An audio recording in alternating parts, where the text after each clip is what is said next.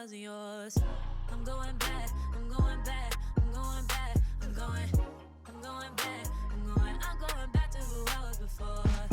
I like me better, I like me better. Hey guys, welcome back to my channel. I just put on a lip plumper so my lips are burning right now, but I just finished packing and then I was like, oh, I didn't film the video that I was supposed to film, so that is what I'm doing right now. But remember I told you guys I do a twist out because I'm doing, my natural hair on this trip, and I'm like, oh well, maybe I can just do the twist out and then I can film the video. And then I was like, Shanine, please be oh so for real. You are not going to want to film after you do your hair. So we doing it like this. You see the title? Today I'm going to tell you guys, if you only have enough money for one of two things that are supposed to be like each other, they're supposed to be dupes, well, which one should you get? So if you guys want to know more, let's go. Okay, I think I've done this video like once before. If you didn't see it, basically I'm going to look at things that people, critics, consumers say are dupes of each other. If I've tried them both, let you know if I do in fact believe that they are dupes, and if I do, which one I think you should get. So let's jump into it. So this one is comparing the Anastasia Beverly Hills Soft Glam palette, which is 42 dual hairs, to this Makeup Revolution eyeshadow palette that's $8. Looking at the two, and if you know anything about Makeup Revolution, you know Makeup Revolution, Elf, sometimes Wet n Wild, those drugstore brands are very known for duping other products. So if you look at it and you're like, I feel like you're a dupe for something, it probably is. And looking at this, it probably was intended to be a dupe for Soft Glam because you pretty much get the same colors in it. So do I think they're dupes? Probably. Now, with that being said, I'm just suggesting, if you can only get one of these, which one should you get? Honestly, truly, get the Makeup Revolution. Makeup Revolution makes really quality products for affordable prices. And I've said this over and over and over again when it comes to Anastasia Beverly Hills.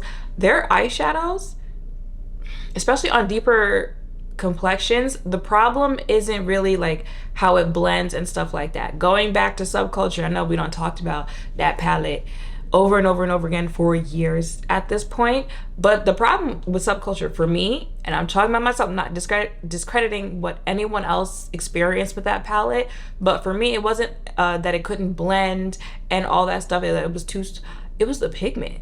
Especially if Anastasia is making more cool tone eyeshadows, it's horrible on deeper complexions. It did get better right before they launched the Jackie Aina palette. I think it was Alyssa Edwards. There was two palettes. I think one was like Alyssa Edwards collaboration, and then one that I can't fully remember the name of, and then they released the Jackie Aina palette, and it was like, whatever y'all were doing at that time, you should have stuck with when it comes to your eyeshadows. But then, they launched some palettes after that again had a better quality, but then they went back to whatever they were doing during the, Subculture, though, that era eyeshadows. So it's very hit or miss, especially when you are talking cooler tones on deeper complexions. And Makeup Revolution, their eyeshadows, again, especially like when they're collabing with people, but even when they're not collabing with people, their eyeshadows, and for the money that you're spending, I would rather, that hit or miss, but it's $8, or a hit or miss and it's $42. So in this case, I would say go ahead and get the Makeup Revolution. I actually get this question a lot on if the e.l.f. Putty Primer is a dupe for the Danessa Myricks Yummy Skin Primer. That wouldn't be possible because the e.l.f. Well, it wouldn't be possible that e.l.f. created it as a dupe for the Danessa primer because, well, it's a foundation, but you guys know what I'm talking about, the universal shade, because the e.l.f. Putty Primer was out way before Danessa Myricks. Now, if you remember when the e.l.f. Putty came out, it was a debate on if e.l.f. took that idea from Tatcha, the Tatcha Silk Canvas Primer, and then people were also saying that they took it from Tarte's, what's it called? I'll have it pop up here on the screen. I think they all took that idea from Tarte, actually, because Tarte was technically like the first to do that type of primer, at least that one, like popular and stuff like that. But if you are asking, is the e.l.f. primer comparable to the Danessa Myricks primer, I would say yes, that it is. As far as the 4 that I just named that are that type of primer, I think actually, I think e.l.f. might be a little bit more comparable to Tatcha. And I think Tarte might be a little bit more comparable to Danessa. But out of the 4, if you could only buy one, which one would I suggest you buying specifically for using it as a primer under your makeup? I would have to go with Danessa Myricks. I would have to go with Danessa Myricks. Y'all saw I just went back to using it under. There's just a difference when you use it as a primer on your face. And it also does have actual pigmented shades, so you can use it as foundation as well. So that also gives a little boost over the rest. I like all 4. You know if I'm saying I like something from Tarte. I like all 4. All 4 are a good purchase if you decide to make that purchase. But out of the 4, if you could only pick one, which one would I suggest you pick? I would suggest you get the Danessa Myricks. Okay, I actually saw this comparison being made a lot. And I never thought of the two to be similar, but I guess enough people have that we're gonna talk about it right now, right? So this is comparing the $30 NARS blush to the $6 Milani blush. Do I think they're a dupe for each other? That kind of throws me off. I mean, at the end of the day, like, blush is blush, you know? I'm like, are you comparing the shades? Saying like this shade looks like that shade? Because that I would understand. Because the formula of the two, like the NARS blush, I feel like it's a little sheen finish a little bit more. Whereas the Milani one, I feel like is a little more powder, but I guess you could also say it has a little bit of a sheen-y finish to it, I guess. I mean, I might be talking myself into believing that they're dupes of each other, but also I feel like blush is blush. You know, like powder blush is powder blush. I feel like the only differences will be like maybe the depth of it and how pigmented it is, but at the end of the day, like if you can get a drugstore blush that's the same color as a higher end blush, you could say yes, they're dupes of each other. So take that how you will on if I think they're dupes of each other. Which one would I suggest you get? Go ahead and get the Milani blush. Like I said, and I did just use NARS blush again last week or whenever I posted that face of NARS and like reminded myself using that orgasm shade. Get the Milani blush. Like I said, it kind of has that sheeny-ish finish to it, but it is more like powdery on the face, and I feel like that picks up pigment better on your face. If you actually want your blush to really like pop on your face, really look like you're blushing from within, I would say go ahead, get the $6 Milani NARS, which does not surprise me. I feel like NARS is intended more to be like just natural kind of fade away, just like a little pop something on the cheeks. But I'm talking like if you want that, yeah, I'm blushing all across my face, especially if you're on TikTok and you see how like now you're supposed to put blush on like literally ooh, I just poked myself in the eye. Ow. How you're supposed to put blush like all across here and then put makeup on so it can really look like you're blushing from within even though you put a whole lot of products on. Ow. Then get the Milani. But if you're more of the clean girl aesthetic, the no makeup aesthetic, I would say NARS. But altogether, spend the $6. Okay, this is comparing the Urban Decay D-Slick and All-Nighter setting sprays for $33 to the e.l.f. Stay All Night Micro Fine Setting Mist and the Stay All Night Blue Light Setting Mist. Y'all know how I feel when it comes to the All-Nighter collection from Urban Decay. This does include the D-Slick, which the D-Slick setting spray is a very good setting spray, especially for my oily skin girlies out there. However, this green e.l.f. Ooh, come on. Thank you. This green Stay All Night Microfine Setting Mist, that is a very good setting spray especially for $10. But e.l.f. also be hitting, like don't sleep on it. Now I have not tried this Blue Light Setting Mist. It's e.l.f., so I'll give it the benefit of the doubt that it's going to be a good product. I really like this oh, do I think they're dupes of each other? No. The e.l.f. one is more of the spray that you use, you know, the Fix Plus from MAC, how you like spray it in between and help layer, if you layer on that way with setting spray in between everything, so you're kind of like setting everything as you go. That's more of that type of setting spray, where the All Nighter and the D-Slick are more so of like final touches, like ain't moving nowhere, it ain't doing nothing like that. So I don't even really feel like they're dupes of each other. But since there's two different ones being compared here on each side, I will say, out of the e.l.f. one, if you're gonna get it, get the green one. Like I said, I haven't really tried the blue one, but get the green one. Out of the All Nighter and the D-Slick, if you have oily skin, get the D-Slick. Between the green e.l.f. and the D-Slick Urban Decay, which one would I suggest you getting? See, that's the thing, they don't do the same things. So I'm like, I would say D-Slick, but again, like I said, D-Slick is like that final, you get to the final layer, you gonna wrap up this makeup look. That's what you use that for. The green one from the e.l.f., you use that, you know, set your primer, set your foundation, set your concealer, set all of that. Like, you see what I'm saying? So those two, I'll say those two out of the four that we just talked about, because like I said, they're not the same. Okay, I saw this one, I was actually really confused, because like, okay, but it is comparing the Laura Mercier Translucent Setting Powder, $39, to the Coty Airspun, whatever it's called. It is $6. Okay. How do I say this in the nicest way possible? If the Laura Mercier, actually, let's not even compare these two, because are they comparable? No. If you are comparing any powder, I said any setting powder, to Coty,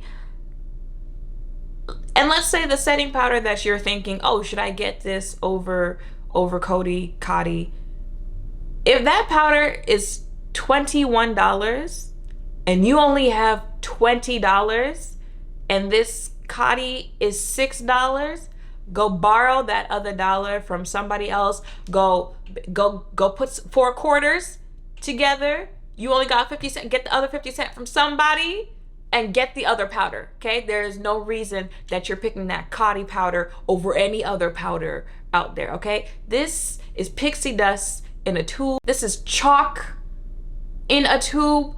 No. I don't care that it's only $6. There is no reason you should be picking that powder over any powder out there. Certainly not Laura Mercier.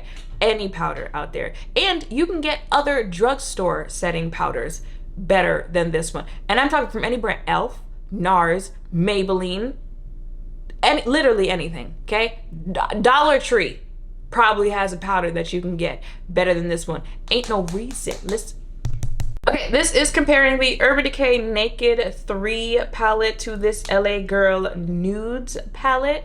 I kind of feel the same way. Actually, a lot of the eyeshadow palettes that were heavily talked about in the very beginning of the beauty community, from Anastasia Beverly Hills, Urban Decay, Too Faced, the chocolate, Bonbon, the Naked palettes, when you started having a makeup collection and, you know, more and more brands started popping up and you really got to experiment, you really realized just how mid those palettes were. I'm talking the ones from Urban Decay, from Anastasia, from Too Faced. Like, when you're introduced to palettes from like Melt Cosmetics, you really sit there and you're like, y'all really tried to sell me this Naked palette? Like, y'all really acted like if I did not have this Naked palette, I was just not one of them girls. When other palettes like this exist, even palettes like e.l.f., Makeup Revolution, ColourPop.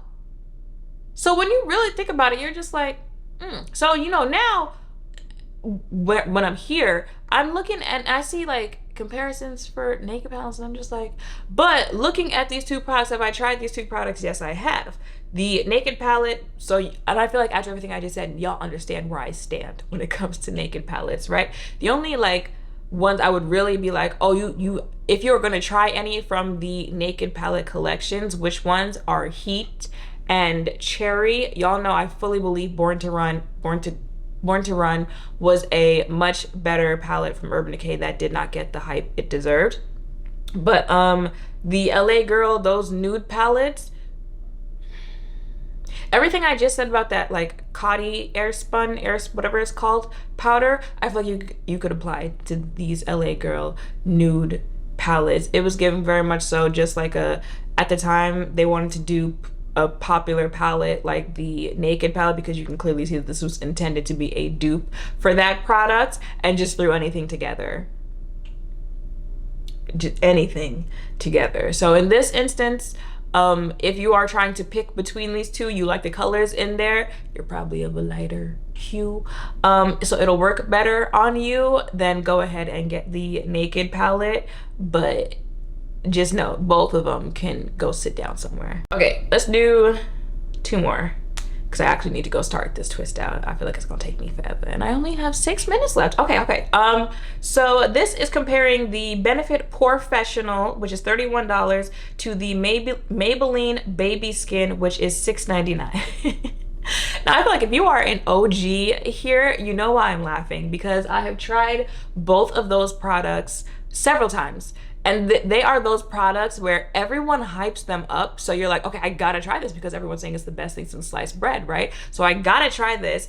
I purchase it, and then it's not hitting like that, like at all. So I stop using it, but then I see people, raving about it again. So I'm like, okay, maybe it was me. Let me try it again. So I buy it again, and the same thing over and over again until I realize, no, it's not me. This just is not good. And I'm talking about both of these products, right? Now, are they dupes? Yeah, they both have like the same purpose, pore filling. They kind of have like the same type of consistency to them. Okay, listen. But they're both bad. Like, they both stink. However, I will say that Baby Skin is just like, Maybelline really deserves to be sat down and read their rights, because the way that is a grease ball in a tube, it's just like, you make them be slip sliding all over your face. I feel like every makeup wearer at some point in their life has to try that, because you got to go through the trenches to get to a place where you actually have good makeup. Okay, that'd be the problem nowadays. Everything is so advanced that the younger ones coming up, or even the older ones who just never got into it, the newbies, okay? The newbies have all of these great options now that they are missing out on the times where your makeup was just greasy, where things were not the right correct shade because you didn't have no options. They missed out on those times, and those times built character, okay? They made you strong, tough, to the point where you don't care if someone points out that your eyebrows are not even cousins, let alone sisters, okay? It built character. So everyone, you just gotta, if you know a new makeup wearer, you gotta recommend Baby Skin to them, because you gotta learn, just like everyone else had to. I wouldn't recommend either one, but if you had to, like, you absolutely positively want to try one of these two, go ahead and get get the Benefit. Okay, and last one, because it looks like I only have 3 minutes left, so let me try to do this real quickly. It is comparing the $39 Born This Way Too Faced Foundation to the Milani Conceal and Perfect 2-in-1, which is $10. I don't really understand calling those two dupes of each other. I don't see it, like, at all. Maybe I actually don't see it, like, at all. The whole point of the Born This Way foundation from Too Faced, that is supposed to be like natural, your skin but better, born this way type foundation. So it is more of a natural finish foundation, whereas the Conceal and Perfect from Milani is a 2-in-1. It's meant to be like, you can use this for a foundation, and you can use the same shade, another shade as concealer, that type of stuff, right? It would make more sense to say the Milani one is a dupe for the Clinique one, because Clinique also has a 2-in-1 that you can use as foundation and concealer. But also, like, the Milani is like, it's a thicker formula, it's more coverage of a formula because it is a 2-in-1. So I don't really understand the comparison between the two, but everyone is different. So I wouldn't call them dupes, but if I had to pick between the two, I would say Born This Way foundation. If you are just looking like as foundations, which one would you recommend over the other? I didn't really care for conceal and perfect. Milani has other better foundations, so I would go ahead and recommend the Born This Way. All right, y'all. Well, I feel like as I keep talking, my hair keeps getting bigger and bigger. Now this is why I stopped tweeting, right? But I was on Twitter the other day and they were once again having another hair debate because Black women are not allowed to do what they choose to with their own hair, right? And like, mind you, the whole point of what I was saying is that like, I need people to wake up and realize that like the versatility that Black hair has is just unmatched, because my hair can be as big as it is right now.